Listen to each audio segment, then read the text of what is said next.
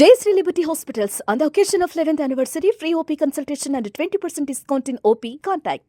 నమస్తే, నేను విజయ్. కాశ్మీర్లో పెహల్గాంలో జరిగినటువంటి ఉగ్రవాదుల అటాక్ తర్వాత నిజంగానే పాకిస్తాన్ మీద భారతదేశం దూసుకు వెళ్ళబోతుందా, యుద్ధం చేయడానికి సిద్ధమైపోయిందా, ప్రస్తుతం జరుగుతున్నటువంటి పరిస్థితులు అందుకు అనుగుణంగానే మారుతున్నాయి. దీని గురించి డీటెయిల్గా మాట్లాడదాం.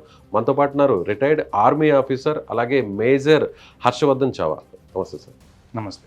హర్షవర్ధన్ చావా గారు, ప్రజెంట్ ఉన్న సిచ్యువేషన్ చూస్తే వార్ జరిగే అవకాశం ఎంతవరకు ఉండే ఛాన్సెస్ ఉంది? చూడండి, మనం ఇక్కడుండి ఎంతైనా స్పెక్యులేట్ చేయొచ్చు, కానీ at the end chief of army staff, chief of air staff, chief of naval staff, ఆ తర్వాత మనకి national security adviser, cabinet security committee, ఇంతమంది కలిసి కూర్చొని ఒక డెసిషన్కి వచ్చి ప్రైమ్ మినిస్టర్ ఒప్పుకుంటేనే వార్ జరుగుతుంది. ఇక్కడ మనం చూసుకోవాల్సిన విషయం ఏంటి అంటే, లాస్ట్ కొన్ని సంవత్సరాలుగా ఎప్పుడైతే రష్యా యుక్రెయిన్ వార్ జరిగిందో, లేకపోతే ఇజ్రాయెల్ పాలెస్తీన్ వార్ జరుగుతుందో, ఇది జరిగిన ప్రతిసారి ఇండియా మధ్యలో జోక్యం చేసుకొని మనం వార్ అనే దానికి వెళ్ళకూడదు, మనం ఏదన్నా ఉంటే మాట్లాడుకొని దాన్ని కరెక్ట్ చేసుకోవాలి అని చాలాసార్లు చెప్పిన సందర్భాలు ఉన్నాయి. అలాగ మిగతా వాళ్ళందరికీ చెప్పి ఇప్పుడు మనం వార్కి వెళ్ళగలమా అంటే, మనం ఇది కంటిన్యూస్గా 75 years నుంచి స్ట్రగుల్ అవుతూనే ఉన్నాం. మనం ఫస్ట్ టైమే వార్కి వెళ్ళలేదు. ఇంత మిమ్మల్ని ఎవరన్నా ఇబ్బంది పెట్టిన తర్వాత ఎవరికైనా వార్కి వెళ్ళిపోయి ఫర్ వన్స్ అండ్ ఆల్ ఈ ప్రాబ్లమ్ని క్లియర్ చేయాలి అని చెప్పి ఖచ్చితంగా ఉంటుంది. ఒకవేళ వార్ అవుతుందా అవ్వదా అన్నది నేను మీరు ఇక్కడ కూర్చొని డిసైడ్ చేయలేము. కానీ సిచ్యువేషన్స్ ఎలా అనిపిస్తున్నాయి? సిచ్యువేషన్స్ ఎలా ఉన్నా కానీ ఎయిర్ స్పేస్ క్లోజ్ చేసింది, మన ఇండియా కూడా సింధు జలాల ఒప్పందాన్ని రద్దు చేసేసింది. చూడండి, అలాగే త్రివిధ దళాలను కూడా అలర్ట్ చేసింది. ఇప్పటికే ఐఎన్ఎస్ కూడా మనకి అరేబియా సముద్రంలోకి ఎంటర్ అయింది. సో ఇవన్నీ సిచ్యువేషన్స్ చూస్తుంటే ఫైటర్ జెట్స్ కూడా రెడీ అవుతున్నాయి, ఆల్ టీమ్స్ని అలర్ట్ చేశాయి. అంటే ఈ సిచ్యువేషన్ ముందు, వార్ ముందు ఇలాంటి సిచ్యువేషన్స్ ఏమైనా ఉంటాయా? చూడండి, ఒక ఆర్మీ ఆఫీసర్ ఇవన్నీ చూసిన తర్వాత నాకేమనిపిస్తుంది అంటే, అట్లీస్ట్ మేబీ 1.5 month లోపల పెద్దది ఏదైనా ఖచ్చితంగా జరుగుతుంది. ఇప్పుడు ఎలాగైతే పుల్వామా జరిగినప్పుడు మనకి బాలాకోట్ ఎయిర్ స్ట్రైక్స్ జరిగినాయో, ఉరి జరిగినప్పుడు సర్జికల్ స్ట్రైక్స్ ఎలా జరిగినాయో, ఈసారి కూడా ఏదో ఒకటి ఖచ్చితంగా పెద్ద రేంజ్లో చేయడానికి చాలా ఛాన్సెస్ ఉన్నాయి. కానీ అది ఫుల్ ఫ్లెడ్జ్డ్ వార్ అవుతుందా? ముందు మనకి డిఫరెన్స్ తెలియాలి. వార్ అంటే ఏంటి, ఆపరేషన్ అంటే ఏంటి. వార్ అంటే ఎలాగుంటుంది అంటే, మనకి ఫర్ ఎగ్జాంపుల్ ఇప్పుడు కాశ్మీర్లో ఎల్సీ ఉంది. మీరు వార్ చేసి ఆ ఎల్సీని పుష్ చేయొచ్చు, కానీ చిన్న ఆపరేషన్ చేసి మీరు ఆ లైన్ ఆఫ్ కంట్రోల్ని పుష్ చేయడం అంటే కష్టం. వార్ జరుగుతుందా జరగదా అన్నది ఇప్పటికీ నేను కరెక్ట్గా ఒక కంక్లూజన్కి అయితే నేను రాలేదు. కానీ ఒక విషయం మీకు ఖచ్చితంగా ఏం చెప్పగలనంటే, ఒకవేళ వార్ జరిగితే మేము ఇంకా రిజర్వ్ లిస్ట్లోనే ఉన్నాం. ఆర్మీ నుంచి ఎవరు రిటైర్ అయినా కానీ కొన్ని సంవత్సరాల వరకు వాళ్ళు ఆర్మీ రిజర్వ్ లిస్ట్లోనే ఉంటారు. నేను మీకు ఖచ్చితంగా చెప్పగలిగేది ఏంటి అంటే, నేను నాలాంటి ఎంతో veterans we are ready to go. మాకు ఫోన్ కాల్స్ వద్దు, లెటర్స్ వద్దు. మీరు ఒకసారి వచ్చి ఎప్పుడు 8 o'clock ఈవినింగ్ మోదీ గారు వచ్చి చెప్తారు కదా టీవీలో ఏదైనా ఇంపార్టెంట్ అనౌన్స్మెంట్ ఉంటే, మీరు మాకు జస్ట్ ఆ అనౌన్స్మెంట్ ఇవ్వండి, నెక్స్ట్ డే మార్నింగ్కి మేము మా బెటాలియన్స్లో రిపోర్ట్ చేయడానికి మేమైతే రెడీగా ఉన్నాం. అలా ఛాన్సెస్ ఉంటుంది మామూలుగా? ఒకసారి రిటైర్ అయిన తర్వాత మళ్ళీ రిక్రూట్ చేసుకునే ఛాన్స్ ఉంటుంది? రిక్రూట్ కాదండి, మీరు రిజర్వ్ లిస్ట్లో ఉంటారు. ఎందుకంటే వార్ జరిగినప్పుడు ఏంటి అంటే, మీకు ప్రతి సైనికుడు ఇంపార్టెంటే. మీరు ఎంత మ్యాన్ పవర్ని పూల్ చేసుకుంటే మీకు అంత అడ్వాంటేజ్. ఎందుకంటే ఇప్పుడు ఒక 10 years 11 years నేను ఆర్మీలో చేసి వచ్చాను. కొంతమంది 15 years చేసి రిటైర్ అవుతారు, కొంతమంది 20 years చేసి రిటైర్ అవుతారు. ప్రతి ఒక్కళ్ళ ఎక్స్పీరియన్స్ ఇంపార్టెంటే. అంటే వార్ జరిగినప్పుడు ప్రాణాలు పోవడం అనేది ఖచ్చితంగా జరిగే విషయం. సో ఎవరన్నా చనిపోతే వాళ్ళ ప్లేస్ ఫిల్ చేయడానికి మీకు మళ్ళీ మనుషులు కావాలి. అలాంటి టైం కోసమే రిజర్వ్ అనేది ప్రతి కంట్రీ ఆర్మీ దగ్గర ఒక రిజర్వ్ లిస్ట్ అనేది ఉంటుంది. మీరు ఆర్మీ నుంచి వెళ్ళిపోయిన తర్వాత కొన్ని సంవత్సరాల వరకు మీరు ఆ రిజర్వ్ లిస్ట్లో ఉంటారు. అలా మీకు ఎంత వరకు ఉంటుంది? నాకు ఇంకా 4 years వరకు ఉంది. 4 years వరకు నేను ఇప్పుడు యాజ్ ఆఫ్ నౌ ఇప్పుడు కాల్ వస్తే వెళ్ళడానికి హర్షవర్ధన్ చావా గారు రెడీగా? అది క్వశ్చనే కాదండి, వెళ్తారా వెళ్ళరా అన్న క్వశ్చనే కాదు. ఇప్పుడు నేను ఒకసారి యూనిఫామ్ వేసుకొని ఈ దేశం కోసం పనిచేసినప్పుడు రెండోసారి మీరు నాకు కాల్ చేసి పిలవాల్సిన అవసరం లేదు. అదొక గౌరవంగా భావిస్తారు. ఖచ్చితంగా మీరు జస్ట్ మాకు చెప్పండి. నేననే కాదు, నాలాగా రిటైర్ అయిన చాలా మంది we are waiting for this opportunity. మేము ఆర్మీలో జాయిన్ అయినందుకు యుద్ధం చేయడం కోసమే కదండి. సో అలాంటి మాకు ఒక ఆపర్చునిటీ వచ్చింది ఈ దేశం కాపాడుకోవడానికి అన్నప్పుడు మేము రెండో థాట్కి అసలు ఎందుకు వెళ్తాం? Will definitely go. నేననే కాదు, నాలాగా ఎవరైతే తెలుగు రాష్ట్రాల్లో ఉన్నా, ఎక్కడ ఏ స్టేట్లో ఉన్నా రిటైర్ అయిన వాళ్ళు, వాళ్ళని రిజర్వ్ లిస్ట్లో ఉండి వాళ్ళని పిలిస్తే వాళ్ళు ఖచ్చితంగా నెక్స్ట్ మూమెంట్ వాళ్ళు రెడీ అయిపోయి ప్రాణాలు పోతాయని తెలుస్తున్నా కూడా ప్రాణాలు పోతున్నాయి కదండి. ఇప్పుడు మా ప్రాణాలను పక్కన పెడితే ఏమీ తెలియని అభాగ్యుల ప్రాణాలు పోయినాయి కదా, దానికి సమాధానం చెప్పాలి కదా. ఆ సమాధానం చెప్పే క్రమంలో మా ప్రాణాలు పోయినా కానీ వీ డోంట్ కేర్. ఇది ఒక అదృష్టంగా భావిస్తారా? ఖచ్చితంగా ఇది మా ఇండియన్ ఆర్మీలో పని చెయ్యడం, ఇండియన్ ఆర్మీలో సెలెక్ట్ అవ్వడం, అది జవాన్గా కానివ్వండి, జేసీఓ కానివ్వండి, లేకపోతే ఆఫీసర్గా కానివ్వండి, ఇది మేము ఎన్నో జన్మల క్రితం చేసుకున్న పూర్వజన్మ సుకృతంగా మేము భావిస్తాం. ఈ దేశం మాకు ఎందుకంటే ఇంత ప్రేమ చూపిస్తుంది? మేమేం చేస్తున్నామని ఇంత ప్రేమ జస్ట్ ఒక యూనిఫామ్ వేసుకొని అక్కడ నుంచుంటున్నామని మీకు తెలుసు అంతే. దానికి మీరు మాకు ఇంత ప్రేమ చూపిస్తుంది. దేశం కోసం మాకున్న ప్రేమ ఏదైతే ఉందో దానికోసం మేము చివరి రక్త బొట్టు వరకు కూడా మేము పోరాడడానికి రెడీగా ఉన్నాం. డెసిషన్ ఏది అన్నది గవర్నమెంట్ తీసుకుంటుంది. మేము we are ready to back whatever the decision the government takes. Harshavardhan garu, ఇప్పుడున్న సిచ్యువేషన్ చూస్తే ఒకవేళ వార్ జరిగితే మనకున్న ఫోర్సెస్కి మనకున్న పవర్కి పాకిస్తాన్ సరిపోతుందా? చూడండి, ఒక్క విషయం మనం గుర్తుపెట్టుకోవాల్సింది ఏంటి అంటే పాకిస్తాన్, ఇండియా రెండు న్యూక్లియర్ కంట్రీస్. రెండింటి దగ్గర న్యూక్లియర్ కేపబిలిటీస్ ఉన్నాయి. ఇప్పుడు వార్ జరిగి మనం పాకిస్తాన్ మీద గెలిచినా కానీ మనం గెలవాలి అంటే ఎంతో కొంత త్యాగం మన వైపు నుంచి కూడా ఉండాలి. ఎలాంటి త్యాగం? ప్రాణం పరంగా కానివ్వండి, ప్రాపర్టీ పరంగా కానివ్వండి, ఎకనామీ పరంగా కానివ్వండి, చాలా విషయాలు దెబ్బతింటాయి. ఎకనామికల్గా లాస్ అయితే జరుగుతుంది, ఓకే, ప్రాణాలు అయితే పోతాయి. ఆ ప్రాణాలు ఆర్మీవే, సోల్జర్స్వే, లేదంటే సివిలియన్స్? చూడండి, అన్నిటికన్నా ఫస్ట్ ఏదన్నా వార్ జరగాలి అని అనిపించింది అనుకోండి, అన్నిటికన్నా ఫస్ట్ ఖాళీ అయ్యేది ఏంటి అంటే ఏవైతే బార్డర్ ఏరియాస్ ఉంటాయో అవన్నీ ఖాళీ అయిపోతాయి, ఎక్కడైతే వార్ జరిగే ఛాన్సెస్ ఉన్నాయి. ఆ తర్వాత ఇప్పుడు మీరు రష్యా కానీ, యుక్రెయిన్ కానీ, ఇజ్రాయెల్ కానీ, ప్యాలెస్టీన్ కానీ ఇవన్నీ మీరు చూసుకుంటే సివిలియన్ క్యాజువాలిటీస్ కూడా అవుతాయి. ఎందుకంటే ఒక జెట్ ప్లేన్ వచ్చి ఒక సిటీలో బాంబు వేసింది అనుకోండి, సిటీలో సివిలియన్సే కదా ఉండేది. మన వాళ్ళు, మన ఎయిర్ ఫోర్స్ కూడా దాన్ని అడ్డుకోవడానికి కంప్లీట్గా అంటే 100% కృషి చేస్తుంది. కానీ ప్రతిసారి మనం సక్సెస్ అవుతాం. ఇప్పుడు ఒక క్రికెట్ మ్యాచ్ ఉందండి, లేకపోతే ఒక వాలీబాల్ మ్యాచ్ ఉంది, ప్రతిసారి ఒకే టీం గెలుస్తుందని మీరు చెప్పగలరా? చెప్పలేరు. కానీ ఒక 10 మ్యాచ్లు ఉంటే అందులో 8 మ్యాచ్లు ఒక టీం గెలవచ్చు, అది strong team. Same India versus Pakistan కూడా అలానే ఉంటుంది. 80% మనం ఏదన్నా సక్సెస్ సాధిస్తే 20% లాస్ అయ్యే ఛాన్స్ కూడా లాస్ అయ్యే ఛాన్స్ ఉంటుంది. వార్కి ఉండే కాన్సిక్వెన్సెస్ అవి. వార్ ఎక్కడ ఈ ప్రపంచంలో ఎక్కడ వార్ జరిగినా ఇది మాత్రం ఖచ్చితంగా అవుతుంది. Loss of life, loss of property, loss of economy అనేది అవుతుంది. కానీ మనం ఈ టైంలో దేశం కోసం నించకపోతే ఇంకే టైంలో నుంచి వార్ జరిగితే ఎలా స్టార్ట్ అవుతుందా? అంటే ఇప్పుడు బార్డర్లో ఉండేటువంటి సోల్జర్స్ మధ్య ఫైరింగ్ జరుగుతుంది, ఆ తర్వాత ఏదైనా మిసైల్స్ లాంటివి ఏదైనా యూజ్ చేస్తారు, ఎలా నడుస్తుంది అసలు మామూలుగా? అంటే ఎవరైనా ఒకటి ఓపెన్ చేస్తే దానికి కౌంటర్గా ఇంకొకటి ఓపెన్ చేస్తారు. అన్నిటికన్నా ఫస్ట్ మొబిలైజేషన్ స్టార్ట్ అవుతుందండి. మొబిలైజేషన్ అంటే ఏంటి అంటే ఇప్పుడు మీకు సికింద్రాబాద్ లో కూడా మనకి ఆర్మీ ఉంది కదా, ఆ తర్వాత మనకి చాలా సిటీస్లో ఆర్మీ కంటోన్మెంట్స్ ఉన్నాయి. ఇక్కడున్న వాళ్ళందరూ ఫ్రంట్ లైన్స్కి వెళ్ళిపోతారు. అది మీకు ఫస్ట్ ఇండికేషన్ వార్ జరిగే ఛాన్సెస్ ఉన్నాయని. ఫ్రంట్ లైన్ అంటే ఇప్పుడు ఇండియా బార్డర్స్ ఏవైతే ఉన్నాయో అక్కడికి వెళ్ళిపోతారు. ఎక్కడైతే కాన్ఫ్లిక్ట్ ఏరియాస్ ఉన్నాయో అక్కడికి, కాశ్మీర్కి కానివ్వండి, పంజాబ్లో కూడా మనకి బార్డర్ ఉంది, రాజస్థాన్లో కూడా ఉంది, గుజరాత్లో కూడా ఉంది. ఎక్కడైతే యుద్ధం జరిగే ఛాన్సెస్ ఉన్నాయో అక్కడికి అన్ని డిప్లాయ్ అవ్వడానికి ఇక్కడి నుంచి బయలుదేరడం స్టార్ట్ అవుతుంది. కానీ బయలుదేరినంత మాత్రాన యుద్ధం జరుగుతుందా అంటే తెలీదు.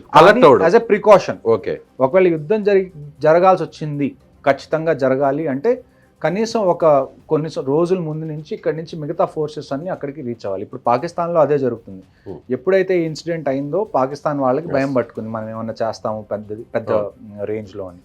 అందుకని వాళ్ళ మిలిటరీ వెహికల్స్ కానివ్వండి, వాళ్ళ సోల్జర్స్ కానివ్వండి, వాళ్ళందరూ ఫ్రంట్ లైన్స్కి వచ్చి అక్కడ డిప్లాయ్ అవుతున్నారు. ఈవెన్ ఫైటర్ జెట్స్ కూడా అక్కడ తీసుకెళ్తున్నారు. ఇప్పుడు మనకి ఎయిర్ ఫోర్స్, నేవీ ఏదైతే ఉందో వీళ్ళందరూ కూడా వాళ్ళ ప్రిపరేషన్స్ చేసుకోవడం మొదలు పెడతారు. ఎందుకంటే అన్నిటికన్నా వార్లో అతిపెద్ద ఇష్యూ ఏమొస్తుంది అంటే లాజిస్టిక్స్ వస్తుంది. టైం టు టైం మీకు బాంబ్స్ మీ దగ్గర ఉండాలి, టైం టు టైం బుల్లెట్స్ మీ దగ్గర ఉండాలి, టైం టు టైం ఫుడ్ మీ దగ్గర ఉండాలి, టైం టు టైం వెహికల్స్ మీ దగ్గర ఉండాలి. కావాల్సిన ఆ టెరైన్లో, ఆ పాయింట్లో ఏ ఎక్విప్మెంట్ మీకు సూట్ అవుతుందో ఆ ఎక్విప్మెంట్ అనేది మీ దగ్గర ఉండాలి. సో వార్ అనేది చిన్న విషయం కాదు. ఒక చిన్న పెళ్ళికి మీరు ఎంత కంగారు పడతారు? అన్నీ సమకూర్చుకుంటాం ఒక 3-4 నెలల నుంచే. అలాంటిది ఒక వార్ అంటే మీరు ఆలోచించండి ఏ రకంగా తయారీ అవుతుంది. సో దాన్ని బట్టి మీరు అన్నిటికన్నా ఫస్ట్ ఇండికేషన్ వార్ అవ్వడానికి ఛాన్సెస్ ఉన్నాయి. ఖచ్చితంగా అవుతుందని నేను చెప్పట్లేదు. ఛాన్సెస్ ఎప్పుడు ఉంటాయి అంటే అందరూ ఎవరైతే సోల్జర్స్, ట్రూప్స్ అయితే ఎవరైతే ఉంటారో, ఆర్మీ, నేవీ, ఎయిర్ ఫోర్స్, వాళ్ళు ఫ్రంట్ లైన్స్కి ఎప్పుడైతే వెళ్తారో అప్పుడు ఒక ఇండికేషన్ వార్ జరిగే ఛాన్స్ ఉంది, 2 కంట్రీస్ మధ్య టెన్షన్స్ పెరిగినాయి అని చెప్పుకోవాలి. అంటే ఇప్పుడు పాకిస్తాన్ సిద్ధంగా ఉందనుకోవచ్చా? పాకిస్తాన్ సిద్ధంగా ఉండాలి అంటే సిద్ధంగా ఉంటే సరిపోదండి. Hmm. వాళ్ళు వార్ని ఎన్ని రోజులు తట్టుకోగలరు అన్న దాని మీద డిపెండ్ అవుతుంది. Hmm. ఇప్పుడు మన ఎకానమీ కానివ్వండి, మన దగ్గర ఉన్న టెక్నాలజీ కానివ్వండి, మన దగ్గర ఉన్న ఎక్విప్మెంట్ కానివ్వండి, మనం కంటిన్యూస్గా ఫైట్ చేస్తే ఒక 2 సంవత్సరాలు మనం కంటిన్యూస్గా ఫైట్ చేయొచ్చు అని అనుకున్నాం అనుకోండి. పాకిస్తాన్ దగ్గర 2 సంవత్సరాలు ఫైట్ చేసే అంత కేపబిలిటీ ఉందా? ఫైట్ అంటే ఎలాంటి ఫైట్? అంటే ఫైట్ అంటే అన్ని man to mans only Man firing to చేసుకోవడమా, man, లేదంటే air to air. మిసైల్స్ లాంటివి వేయడమా, అన్ని. ఫైటర్ జెట్స్ తో అన్ని. అక్కడ వార్ లో పార్టిసిపేట్ చేయడం? ట్యాంక్స్ వెళ్తాయి, ఎయిర్ క్రాఫ్ట్స్ వెళ్తాయి, మనకి షిప్స్ వెళ్తాయి, ఎయిర్ క్రాఫ్ట్ క్యారియర్స్ వెళ్తాయి, సబ్మరీన్స్ వెళ్తాయి. ఉన్న ప్రతి వనరులు ఏవైతే ఉన్నాయో మనకి ఆ ప్రతి వనరుల్ని మనం వాడుకుంటాం. కానీ ఎప్పుడు ఎలాగ వాడుకుంటాం అన్నది అది ప్లానింగ్ని స్ట్రాటజీని బట్టి ఉంటుంది. వార్ రూల్స్ ఎలా ఉంటాయి సార్? అంటే డైరెక్ట్గా ఆర్మీ పోస్టులనే టార్గెట్ చేస్తారా, మిలిటరీ ఆపరేషన్ జరిగే వాటినే టార్గెట్ చేస్తారా, లేదంటే సివిలియన్స్ ఉన్న ప్లేసెస్ని కూడా టార్గెట్ చేసే రైట్స్ ఉంటాయి? చూడండి, వార్ రూల్స్ అనేవి రూల్స్ మీరు ఎంతైనా పెట్టండి, ఒకసారి వార్ జరిగినప్పుడు it is bound to be dirty. War అంటేనే మనకి ఏదైనా జరగచ్చు. అలాంటి చోట మీరు రూల్స్ ఫాలో అవుతారా, వాళ్ళు రూల్స్ ఫాలో అవుతారా అని ఆలోచించడం కూడా వేస్ట్ నన్ను అడిగితే. అట్ ది ఎండ్ మనకు కావాల్సింది ఏంటి అంటే మనకి విక్టరీ కావాలి. ఇది ఒక క్రికెట్ మ్యాచో లేకపోతే ఒక స్పోర్ట్స్ మ్యాచో కాదు, మీరు ఓడిపోయినా కానీ పర్లేదులే నెక్స్ట్ టైం చూసుకుందాం అని అనుకోవడానికి. నేను చెప్పేది ఏంటంటే if you have to play dirty we will play dirty. మాకేమి ఇబ్బంది లేదు. అట్ ది ఎండ్ మాకు కావాల్సింది ఏంటి అంటే ఈ ప్రాబ్లం మాటికి మన మీదకి రాకుండా ఉండాలంటే ఏం చేయాలో అది చేయడానికి ఒకవేళ గవర్నమెంట్ వారే ఫైనల్ డెసిషన్ అని అనుకుంటే we will support them and we will go to the front lines. మళ్ళీ ఇలాంటి ఉగ్రవాదం రాకుండా చేయాలంటే ఉగ్రవాద స్థావరాలు ఎక్కడున్నాయో ఆ ప్లేస్ని మన కంట్రోల్లోకి తీసుకుంటే ఎలా ఉంటుంది? జస్ట్ లైక్ పిఓకేలో చాలా లాంచ్ ప్యాడ్స్ ఉన్నాయి, చాలా మదర్సాస్ ఉన్నాయి. అక్కడి నుంచి అయితే ఈ టెర్రరిస్ట్ని వాళ్ళు మ్యానుఫ్యాక్చర్ చేస్తారు, వాళ్ళని బ్రెయిన్ వాష్ చేసి. కానీ ఈ కలుపు మొక్కకి నీళ్లు పోస్తుంది ఎవరు? Pakistan army, ISI. సో ఇన్ని రోజులు మనం చేసిన ఒక తప్పు ఏంటి అంటే ఆర్మీ హెడ్ క్వార్టర్స్ రావల్పిండిలో చేయాల్సిన ఫైట్ మనం శ్రీనగర్లో చేస్తున్నాం. మీకు అర్థమైందని నేను చెప్పింది? ప్రాబ్లం ఎక్కడుందో అక్కడికి వెళ్ళి మనం ఫైట్ చేయట్లేదు, ప్రాబ్లం ఎక్కడికి వస్తుందో అక్కడికి వచ్చి ఫైట్ చేస్తున్నాం. మన దగ్గరే ఉండి మనం బయట నుంచి వచ్చే వాళ్ళతో ఫైట్ చేస్తున్నాం, మనం మాత్రం ఎక్కడికి బయటికి వెళ్ళి ఫైట్ చేయట్లేదు. ఎన్ని రోజులు అని చెప్పి మీరు ఈ హిస్టరీ ఫ్యాక్ట్స్తో కూర్చుంటారు? India is the only country which never invaded any other country అని. శాంతి కాముకులం, ఒక చెంప చూపిస్తే ఇంకో చెంప చూపించే తత్వం మనది. ఇలాంటివన్నీ అవసరం లేదంటారు ఇప్పుడున్న సిచ్యువేషన్. ఆ కుటుంబాలను చూస్తుంటే ఇప్పుడున్న సిచ్యువేషన్ కాదండి, ఎప్పుడు కూడా ఈ కోర్ట్స్ అనేవి మనకి పనికిరావు. వ్యాలిడేట్ చేయండి. ఫర్ ఎగ్జాంపుల్ ఒక కోర్ట్ నేను మీకు చెప్తాను, an eye for an eye makes the whole world blind అంటారు. That's a very stupid argument. an eye for an eye makes the competition equal. అవునా కదా? ఇప్పుడు అంతే కదా, ఇద్దరు ఉన్నారు, ఒక వ్యక్తి కన్ను నేను పీకేశాను, నేను రెండోసారి వాడి మీదకి వెళ్ళేటప్పుడు నాకు అడ్వాంటేజ్ ఉంటుందా? ఉండదా? ఉంటుంది. అదే వాడు కూడా నా కన్ను పీకేస్తే ఇప్పుడు కాంపిటీషన్ ఈక్వల్ అయింది కదా. వాడు తప్పు చేస్తే తప్పులేదు, మనం కూడా తప్పు చేయొచ్చు. వాడు ఏం చేశాడో అది కూడా మనం చేయొచ్చు, తప్పులేదు. మరి అలాంటప్పుడు ఇది చూడండి ఇక్కడ. కానీ మన ఇండియన్ బ్లడ్లో మన ఒక పౌరుడిగా, సిటిజన్గా మనం మాట్లాడితే కూడా అవతల వాళ్ళు చంపినంత ఉదాసీనంగా మనం చంపలేము మనుషుల్ని. చూడండి, అది పాకిస్తానీ అయినా వేరే అదర్. ఒక సైకలాజీలో ఒక టర్మ్ ఉంటుంది, నేచర్ వర్సెస్ నర్చర్. నేచర్ అంటే మీరు పుట్టుకతో మీకు ఏమన్నా నేచర్ ఏంటి, లేకపోతే బేసిక్గా ఏ ఇన్ఫ్లుయెన్స్ లేకుండా మీకున్న నేచర్ ఏంటి. నర్చర్ అంటే మీరు లైఫ్లో పెరిగే కొద్దీ, ఎదిగే కొద్దీ మీరు చూసిన వాటన్నిటిని బట్టి మీకు ఒక మైండ్ సెట్ చిన్నగా ఏర్పడుతుంది. సో అట్ ది ఎండ్ మీరు గ్రౌండ్ లెవెల్లో చూసుకుంటే it's a fight of mind sets. మీరు ఏదైతే ఇప్పుడు అంటున్నారో ఇండియా వాళ్ళు మనం అంతలా చంపలేము అది ఇది అని అనుకుంటే మీరు యాక్చువల్గా ఆర్మీ ఆపరేషన్స్ చూడలేదు. మన దగ్గర కూడా చాలామంది ఉన్నారు. మనం ఏంటి అంటే ఒక పబ్లిక్ స్పేస్లో అలాగ పిచ్చిగా మాట్లాడడం మనం చెయ్యం కాబట్టి మనం అలా చేయగలం అని చెప్పి ఎవరికీ తెలియదు. కానీ గ్రౌండ్ మీద చేయాల్సి వస్తే చాలా దారుణంగా చేసే వాళ్ళు చాలామంది ఉన్నారు మనం చెయ్యాలి అని అనుకుంటే. రైట్ సార్, ఇప్పుడు పిఓకేని ఆక్యుపై చేసే కెపాసిటీ మనకు ఉందా? ఒకవేళ ఆక్యుపై చేయాలంటే ఎన్ని రోజులు ఆక్యుపై చేయొచ్చు మన దగ్గర ఉన్నటువంటి బలం చూస్తే? సైనికులు చూడండి, ఆక్యుపై చేయాలి, కేపబిలిటీస్ మన దగ్గర ఉన్నాయి. కేపబిలిటీస్ కన్నా మనకి కావాల్సింది ఏంటి అంటే డెసిషన్, విల్ పవర్. గవర్నమెంట్ ఒకసారి army, navy, air force, coast గార్డ్కి చెప్పింది మీరు కావాల్సింది చెయ్యండి, మాకు పిఓకే కావాలి అని. బంగ్లాదేశ్ని మనం వేరు చేయలేదా అండి? బంగ్లాదేశ్ మనమే పాకిస్తాన్తో ఫైట్ చేసి బంగ్లాదేశ్ ఒకప్పుడు ఈస్ట్ పాకిస్తాన్, వాళ్ళకి స్వాతంత్రం ఇచ్చింది మనమే. బంగ్లాదేశ్ పిఓకేతో పోల్చుకుంటే ఎంత పెద్దది, చాలా పెద్దది కంపారిటివ్గా. మనం ఒకసారి చేసినప్పుడు ఇంకోసారి చేయలేమా? మనం చేయగలం. కానీ మనకు దానికి కావాల్సింది ఏంటంటే అన్నిటికన్నా ఇంపార్టెంట్ కేపబిలిటీస్ కన్నా పొలిటికల్ విల్ అనేది చాలా ఇంపార్టెంట్. కానీ ఇప్పుడు ఉన్నటువంటి ప్రభుత్వం ఆ పరంగా డెసిషన్ తీసుకునేటువంటి ఛాన్సెస్ ఉన్నాయనుకోవచ్చు కదా. అది ఇక్కడుండి మనం మనం మాట్లాడుకోవడం అంటే నేను ఎంత ఒకవేళ ఆ ఛాన్స్ వస్తే ఆ. నిజంగా పబ్లిక్ నుంచి మొత్తం 140 కోట్లలో ఉన్నటువంటి మన జనాభా అంతా కూడా మేజర్గా ఎస్ ఖచ్చితంగా పీఓకేని తీసుకోవాల్సిందే అనేటువంటి ఒక డిమాండ్ రేజ్ అయితే దాని పరంగా ఒకవేళ గవర్నమెంట్ డెసిషన్ తీసుకుంటే ఎన్ని రోజుల్లో పీఓకేని మన కంట్రోల్లోకి తీసుకునే ఛాన్సెస్ ఉంటాయి? చూడండి, టైం పట్టచ్చు, ఖచ్చితంగా టైం పడుతుంది. ఎందుకంటే ఇప్పుడు మనం రష్యా యుక్రెయిన్ ఒకసారి చూసుకున్నాం అనుకోండి, ఆల్మోస్ట్ 3 years పైన అవుతుంది వార్ స్టార్ట్ అయ్యి. And they have moved nowhere. అంటే పెద్ద అడ్వాన్స్ అయినా ఏం జరగట్లా. అంటే ఒక బార్డర్ ఉంటే కొద్దిగా అటు వెళ్తున్నారు, కొద్దిగా ఇటు వస్తున్నారు, అక్కడక్కడే టచ్ ఆడుతున్నారు తప్ప యుక్రెయిన్ మొత్తాన్ని వాళ్ళు ఇప్పటికీ క్యాప్చర్ చేసుకోగలిగారా? చేసుకోలేదు. సో కొన్నిసార్లు ఏమవుతుందంటే ఇలాంటి military operations can go for a very long time. 1 year పట్టచ్చు, 2 years పట్టచ్చు. అంత టైం పడుతుంది సార్? అంత టైం పడుతుందండి, ఆబ్వియస్గా పడుతుంది. మీ దగ్గర ఉన్న రిసోర్సెస్ అన్ని ఖర్చు అయిపోతూ ఉంటాయి చిన్నగా. ఇప్పుడు కొత్త రిసోర్సెస్ని తెచ్చుకోవాలి. మీరు అన్నారు బంగ్లాదేశ్ కంటే చిన్న ప్లేస్ పీఓకే అని. ఒక మన దేశంలో ఉన్న ఒక రాష్ట్రంతో పోలిస్తే ఎంత వైశాల్యంలో ఉంటుంది పీఓకే? నార్త్ ఈస్ట్లో ఉన్న ఒక చిన్న స్టేట్తో మీరు పోల్చుకోవచ్చు, త్రిపురానో సిక్కిం అలాంటి చిన్న ప్లేస్. మరి అంత చిన్న ప్లేస్ని ఆక్యుపై చేసుకోవడానికి ఇంత టైం పడుతుంది ఆ ఇంత చిన్న స్ట్రాంగ్గా ఉన్న ఇండియాకి? ఎందుకు అంటే రెండు వైపులా మిలిటరీ ఉంది కదండి. మనం ఓవర్గా వెళ్ళిపోవడం కాదు కదా. We also have to fight జరిగినప్పుడు, వార్ జరిగినప్పుడు మన ఎక్విప్మెంట్ పాడైపోతుంది. కొత్త ఎక్విప్మెంట్ మీకు కావాలి, సోల్జర్స్ చనిపోతారు, మళ్ళీ కొత్త సోల్జర్స్ కావాలి, రిక్రూట్మెంట్స్ భయంకరంగా జరుగుతాయి ఆ టైంలో, వాళ్ళని ట్రైన్ చేయాలి. సో ఇది మీరు సినిమాల్లో చూసినట్టు ఇవాళ మనం అనుకున్నాం రేపు మార్నింగ్ ట్యాంక్లు వేసుకొని వెళ్ళిపోయి మొత్తం మంది అవుతుందా అంటే that's not how war happens. అంతెందుకంటే మీరు ఒక చిన్న హైదరాబాద్లోనో పాత బస్తీలోనో ఎక్కడన్నా అల్లర్లు జరిగినాయి, పోలీసులకు ఎన్ని రోజులు పడుతుందండి కంట్రోల్ చేయడానికి? టైం పడుతుందా పట్టదా? పడుతుంది. కనీసం ఒక వారం రోజులు మీరు కర్ఫ్యూ విధిస్తే తప్ప అక్కడ సిచ్యువేషన్ కంట్రోల్లోకి రాదు. సో కర్ఫ్యూ విధిస్తే అది. కానీ ఇక్కడ మీరు కర్ఫ్యూ విధించడానికి కూడా లేదు. ఎందుకంటే ఇక్కడ పోలీస్ ఉంది, ఒక్క పోలీస్ డిపార్ట్మెంట్, వాళ్ళే అన్నిటికన్నా టాప్, వాళ్ళు ఏ చెప్తే అది చేయాలి. కానీ మీరు పీఓకే దగ్గరికి వెళ్ళినప్పుడు మీరు ఒక్క ఆర్మీనే కాదు కదా ఉంది, ఎదురుగా మీకు పాకిస్తాన్ ఆర్మీ కూడా ఉంది. So there will be conflict. So మీకు అంత తొందరగా అయిపోతుందా అంటే మూవీస్లో అయినట్టు అలా అవ్వదు. It will take time. నిజంగా అదే జరిగితే సామాన్య పౌరుల మీద కూడా భారం పడే అవకాశం ఉంది. ఇక్కడ కూర్చున్నటువంటి మన తెలుగు స్టేట్స్లో కూడా ప్రతి భారతదేశ పౌరుడి మీద ఆ ఇంపాక్ట్ ఉంటుంది. చూడండి, వార్ అనేది చాలా ఖర్చుతో కూడుకున్నటువంటి విషయం. ఇప్పుడు ఆల్రెడీ ఏదైతే ఎకానమీ ఉందో ఆ ఎకానమీ దెబ్బతింటుంది కొద్ది గొప్ప. దానికి తోడు మనకి ఖర్చు పెరుగుతుంది, మనకి ఎక్విప్మెంట్ కావాలి. కొన్నిసార్లు ఇలాంటి టైంలోనే ఏమవుతుందంటే కొన్ని కంట్రీస్ మన అడ్వాంటేజ్ తీసుకోవచ్చు మనల్ని, ఎందుకంటే మనకి ఎక్విప్మెంట్ తొందరగా కావాలి. అలాంటి టైంలో మనం ఆ కంట్రీస్ని ఎక్విప్మెంట్ అడిగినప్పుడు వాళ్ళు కొన్ని కండిషన్స్ పెట్టచ్చు, ఎందుకంటే వాళ్ళకి తెలుసు వీళ్ళకి ఇప్పుడు అర్జెంట్గా కావాలి అని చెప్పి. సో లాస్ట్ టైం కూడా నేను మీతో మాట్లాడినప్పుడు మేక్ ఇన్ ఇండియా అనేది ఎందుకు ఇంపార్టెంటో అందుకే చెప్పింది. ఒకళ్ళ మీద మనం డిపెండ్ అవుతున్నాము, ఎంత డిపెండ్ అయితే ఇలాంటి కఠినమైన టైం వచ్చినప్పుడు మనకి డిసడ్వాంటేజ్ దానివల్ల. ఇప్పుడు అమెరికా ఉక్రెయిన్ ప్రెసిడెంట్కి జరిగినటువంటి ఆ సంభాషణ ఒక ఉదాహరణగా చెప్పొచ్చా? ఖచ్చితంగా చెప్పచ్చు. ఇప్పుడు యుక్రెయిన్ ఏం చేసి చులకన చేసి మాట్లాడు, అప్పటి వరకు అమెరికా సపోర్ట్ ఉంటుందని భావించిన ఉక్రెయిన్కి లాస్ట్లో అందరి ముందు మీడియా ముందు ఆ విధంగా చులకన చేసి మాట్లాడడం.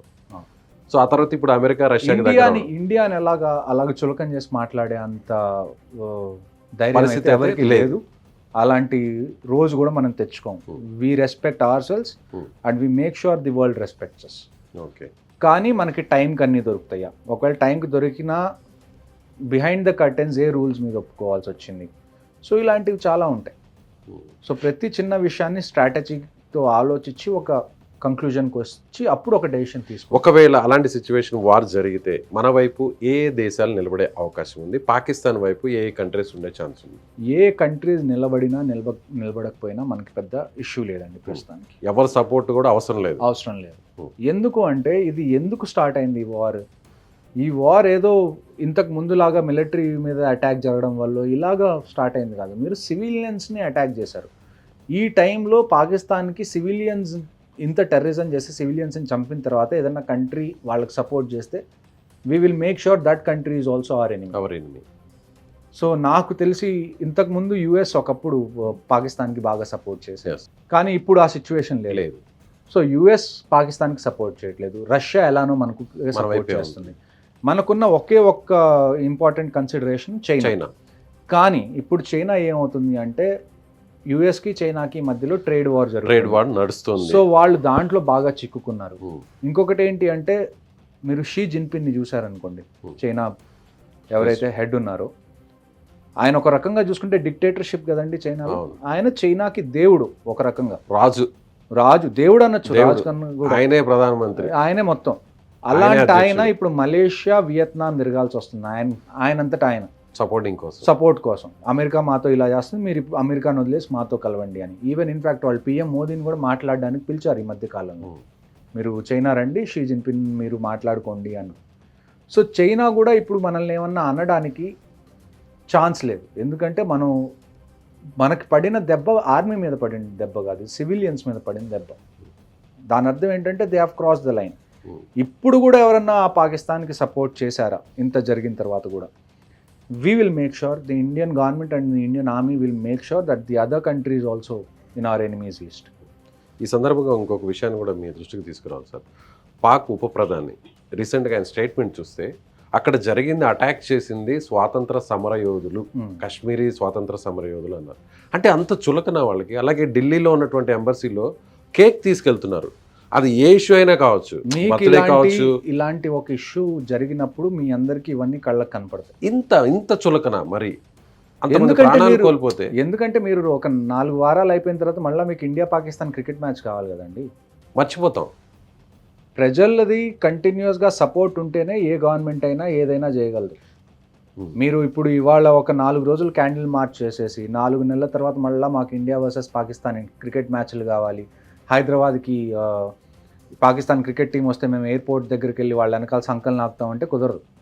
కానీ నిజంగా నాకు కూడా ఆ పెయిన్ ఉంది సార్. అంటే నేను ఫ్యామిలీతో వెళ్ళాను ఇదే బైసరన్ ప్రాంతానికి. ఎక్కడైతే టూరిస్టులను చంపారో ఆ ప్లేస్లో నా ఫ్యామిలీతో, నా పాపతో ఉన్నాను, పిల్లలతో చాలా ఓపెన్గా ఫ్రీగా. మా పిల్లలు అయితే 2-3 కిలోమీటర్లు తిరుగుతూ 1 గంట వాళ్ళే స్పెండ్ చేసి పిల్లలందరూ. అలాంటి సిచ్యువేషన్ నాకు ఎదురైతే నాకు ఇప్పటికి కూడా నిద్ర పట్టట్లేదు. మీరు ఒక్కసారి చూస్తేనే మీకు ఇలా అనిపించింది. I was there for 3.5 years every day doing the same thing. మీరు ఒక వైపు నుంచి మీకున్న ప్రతి ఎఫర్ట్ మీరు పెట్టడానికి రెడీగా ఉంటారు. అండ్ అట్ ది ఎండ్ ఇలాంటి వాళ్ళు ఎవరో ఒకళ్ళు వచ్చి వాళ్ళని ఫ్రీడమ్ ఫైటర్స్ అంటారు. So it's demotivating for us also. కానీ మోటివేషన్తో జరగదండి పని. మీకు ఒక ఇంపార్టెంట్ విషయం చెప్తాను. 1971లో ఎప్పుడైతే పాకిస్తాన్ వార్ జరిగిందో, ఇండియా పాకిస్తాన్ బంగ్లాదేశ్ని మనం విడదీసామో, ఫీల్డ్ మార్షల్ శామ్ మానిక్షా గారికి వార్ చేయమని చెప్పి ఆల్మోస్ట్ ఒక 1 year ముందు చెప్పారు ఇందిరాగాంధీ గారు. ఫీల్డ్ మార్షల్ శామ్ మానిక్షా గారు ఏమన్నారంటే ఇందిరాగాంధీ మొహం మీద, మీరు ఓడిపోవాలి అని అనుకుంటే నేను రేపు వార్ మొదలు పెడతాను, అలా కాదు మీరు ఖచ్చితంగా గెలవాలి అని అనుకుంటే నాకు ఇంత టైం ఇవ్వండి. ఎప్పుడైతే మాన్సూన్ స్టార్ట్ అవుతాయో, ఎప్పుడైతే నదులు పెద్దగా అయిపోతాయో, అక్కడ ఎప్పుడైతే మనకి కండిషన్స్ ఫేవర్గా ఉంటాయో, ఈ ఫ్యాక్టర్స్ అన్నిటినీ చూసుకొని వార్ చేస్తారు. ఇవాళ అనుకోగానే రేపు మార్నింగ్ అన్ని ట్యాంక్స్ వేసుకొని వెళ్ళిపోతే మీరు చచ్చిపోతారు. There is no point. అంటే మీరు you always fight to win, you don't fight to lose. Just ప్రజల ఎమోషన్స్ మీద ఒక డెసిషన్ అయితే తీసుకోదు ఏ బుద్ధున్న గవర్నమెంట్ అయినా. గవర్నమెంట్ ఎప్పుడు ఎలా డెసిషన్ తీసుకుంటుందంటే చీఫ్స్ అందరినీ పిలుస్తారు, ఆర్మీ, నేవీ, ఎయిర్ ఫోర్స్ వాళ్ళని, నేషనల్ సెక్యూరిటీ అడ్వైజర్ని పిలుస్తారు, డిఫెన్స్ మినిస్టర్ ఉంటారు, ఎక్స్టర్నల్ అఫైర్స్ మినిస్టర్ ఉంటారు. ఎందుకంటే వార్ జరిగిన తర్వాత మనకి వేరే ఏ కంట్రీ దగ్గర నుంచి కూడా ప్రెషర్ రాకూడదు. దాన్ని హ్యాండిల్ చేయాలి అంటే జయశంకర్ గారు వేరే కంట్రీస్ ఫారెన్ మినిస్టర్స్ మాట్లాడుతున్నారు. సో ఇన్ని జరిగిన తర్వాత ఒక డెసిషన్కి వస్తారు. వార్ జరిగినా జరగకపోయినా ఒక విషయం నేను ఖచ్చితంగా చెప్పేది ఏంటంటే వచ్చే 1.5 monthలో పాకిస్తాన్కి ఆన్సర్ అయితే దొరుకుతుంది. ఖచ్చితంగా అది ఏ రూపైనా అయినా సరే. కానీ వారే ఇంకా మనకి పర్మనెంట్ సొల్యూషన్ అని అనుకుంటే నేను మీకు ఇందాక చెప్పాను, we are ready to go to the front lines, we are ready to contribute. ఇంకొక డెసిషన్ కూడా తీసుకుంది సార్ గవర్నమెంట్, సింధు జలాల్ని నిలిపివేయడం. సో సింధు వాటర్ని మనం స్టాప్ చేస్తే ఇండస్ రివర్ని మనం స్టాప్ చేస్తే, ఇప్పుడు చూడండి మొత్తం పాకిస్తాన్కి 6 రివర్స్ ఉన్నాయి. 6 రివర్స్లో 3 రివర్స్ కంప్లీట్గా ఇండియా కంట్రోల్లో ఉన్నాయి. 3 రివర్స్లో 20% ఇండియా దగ్గర ఉన్నాయి, 80% మనం పాకిస్తాన్లోకి పంపించాల్సింది ఇండస్ వాటర్ ట్రీటీ ప్రకారం. కానీ ఇప్పుడు ఏంటి అంటే మనం వాటర్ వాళ్ళకి పంపించాల్సిన అవసరం లేదు. కానీ గ్రౌండ్ మీద ఇది ఇంప్లిమెంట్ అవుతుందా అంటే ఇట్ విల్ టేక్ టైం. ఎందుకంటే ఇప్పుడు మనకి గట్టిగా 2 ప్రాజెక్ట్స్ ఉన్నాయి. ఒకటి జేలం ట్రిబ్యూటరీ కిషన్ గంగా అని ఒకటి ఉంటుంది, ఒకటి చెనాబ్ మీద ఒక project, Kishan Ganga hydro electric project ఉంది, ఇంకొకటి బగ్లియాపూర్ హైడ్రో ఎలక్ట్రిక్ ప్రాజెక్ట్ ఉంది. ఈ హైడ్రో ఎలక్ట్రిక్ ప్రాజెక్ట్స్లో ఏమవుతుంది అంటే మనకి స్టోరింగ్ కెపాసిటీ అనేది పెద్ద ఎక్కువ ఉండదు, ఎందుకంటే వాటర్ మీకు కంటిన్యూస్గా రన్ అవుతేనే టర్బైన్స్ తిరిగితే మీకు అలానే ఎలక్ట్రిసిటీ అనేది ప్రొడ్యూస్ అవుతుంది. సో ఇమీడియట్గా మనం ఆ జలాలను ఆపగలమా అంటే మన దగ్గర గ్రౌండ్ మీద ఇన్ఫ్రాస్ట్రక్చర్ ఇంకా లేదు. కానీ ఇప్పుడున్న కన్స్ట్రక్షన్ టెక్నిక్స్ కానివ్వండి, టెక్నాలజీ పెరగడం వల్ల ఇంతకు ముందుతో పోల్చుకుంటే మనం చాలా తొందరగా ఇవన్నీ కన్స్ట్రక్షన్ చేయగలం. So maybe 4 to 5 years or 6 years down the lane మనం ఏదైతే ఇవాళ ఒక డెసిషన్ తీసుకున్నామో ఆ డెసిషన్ని ఫుల్ ఫ్లెజ్డ్గా ఇంప్లిమెంట్ చేయడానికి విల్ టేక్ సమ్ టైం. ఇది తాత్కాలికమైన నిర్ణయం అనుకోవచ్చా, లేదంటే పర్మనెంట్ డెసిషన్ అనుకోవచ్చా? తాత్కాలికమైన నిర్ణయం ఉండకూడదని నేను అనుకుంటున్నానండి. ఎందుకంటే మీకు 1965 వార్లో జరిగిన ఒక ఇన్సిడెంట్ చెప్తాను. 1965 వార్లో పేటెంట్ ట్యాంక్స్ అని చెప్పి అమెరికా యూఎస్కి పేటెంట్ ట్యాంక్స్ ఇచ్చింది.